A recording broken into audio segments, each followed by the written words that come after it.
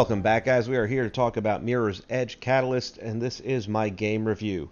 A quick warning, there will be certain spoilers throughout this review that may give away portions of the storyline, so if you intend to play this game and haven't already, you might want to wait until after you've done that to watch this particular review video.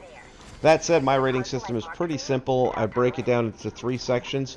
25% is dedicated towards the aesthetics of the game, which we're talking about the graphics and how the game overall looks. We're also looking at 25% towards the story and acting, as well as the writing that goes with that. And then finally, 50% is split equally between the replay value of the game, and that's generally going to come down to the facts that the gameplay itself, the controls, the difficulty of the game, and bottom line is it fun? How often will you want to pick this game up again after you've gone through it once?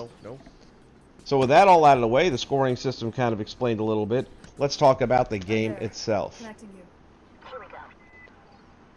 I deliberately waited a week to put this video out because I wanted to have the complete story mode out of the way so I could really get a strong feel for the game and give it a fair evaluation. Now, I've seen a lot of other people's videos that have rated this game, and they're kind of all over the place. But some of the detractors in particular have said that the game's not challenging, there are too many cutscenes, and that they're not good.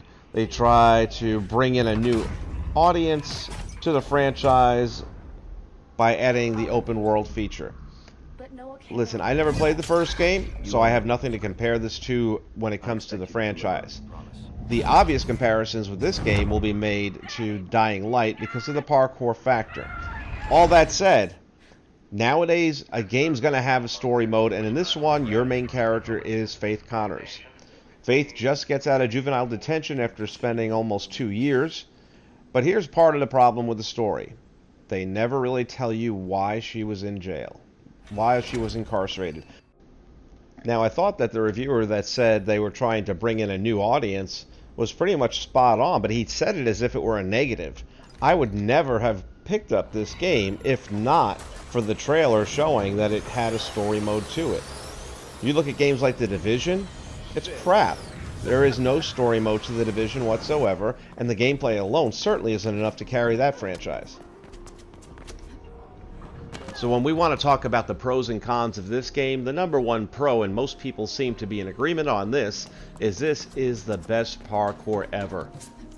Dying Light may have set the bar, but Mirror's Edge has absolutely destroyed the bar.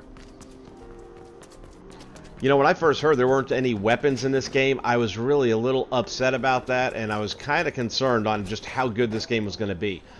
It doesn't take you long to realize, not only do you not need them, you don't want them. You're a badass without them.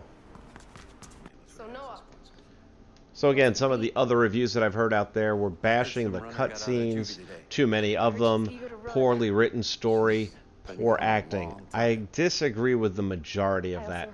The cutscenes are generally pretty quick, maybe a minute long, a little more sometimes, a little less others. And I think the acting is actually pretty good.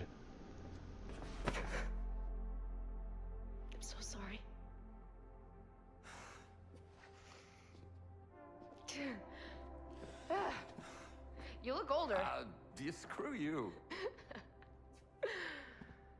Nice place you got here. Yeah. Mind if I stay a while? I was hoping you would. It's clear that Faith is the character this story revolves around. Almost killed you. Sorry. Come in. But there is a supporting cast, and this was one of my favorite characters right here. This is Plastic, the techno nerd. But we also have Incubus, who's probably got more screen time than Plastic at the end of the day.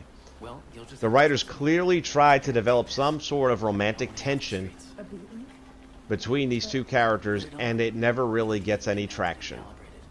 An Elysium data grab? You think she's ready? How about you get off my case? You're going with her. I can take care of myself just fine, Noah. Like last time? And therein is part of the problem with the story. They keep alluding to last time and the things that happened in the past, yet they really don't give us any real information on that. All of the flashbacks that you see here are still photos, and they give you the basic story of what took place between Faith and her sister Kat, but it doesn't explain why Faith was arrested, and it doesn't explain how that arrest had an impact on Noah and the rest of the runners in her absence.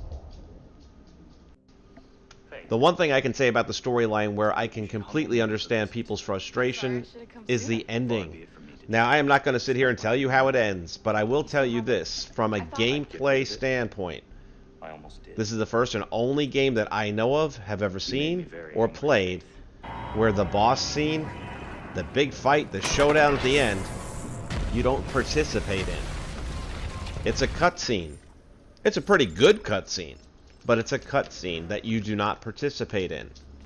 Now, when I think back to recent games like Uncharted 4, and most of the Uncharteds for that matter, after you get the big boss fight over with and you get the win, and the whole place is falling down around you, you still have to get out and get to safety. And that's where this one fell drastically short. You have a lot of the same scenarios, you got things all falling down around you, and that would have been a perfect opportunity to give the player another opportunity to have to come up with something big to get themselves back out to safety and to finish the game. However, this one does not do that. The cutscenes take you all the way through to the credits. Folks, there's so much about this game to say positive that alone is not enough for me to be negative. It is by far a tremendous... There are so many things you can do with this game outside of the story mode. It seems like the missions are endless. You can create your own runs and then have your friends try to compete against time against yours. So that's a ongoing situation. You have tons of side missions. You can hack billboards. There's security towers that you need to bring down. You have dead drops, and then you have special runner missions where you're trying to help somebody out or accomplish some other goal. All of these are worth points and get you XP and all that kind of stuff. And here's the thing. You can replay them as many times as you want. It's fun. This game is addictive fun. Bottom line. So, in my final review of this game, on a scale of 1 to 10, I give this thing a solid 8. Forget the ending. It's still a decent story. It's not as good as it could have been. And the gameplay is so amazing. You just get lost in all this parkour awesomeness. So, to me, it was worth the full price that I paid for it. And I would highly recommend that you get this game at some point in time because it is something you should have in your collection.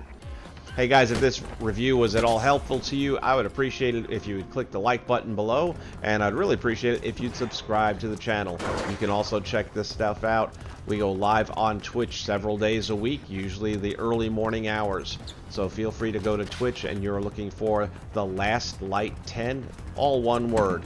And hopefully we'll see you there. Stop by and say hi. In the meantime, take care till next time. So, what are you gonna do next? I'm gonna run.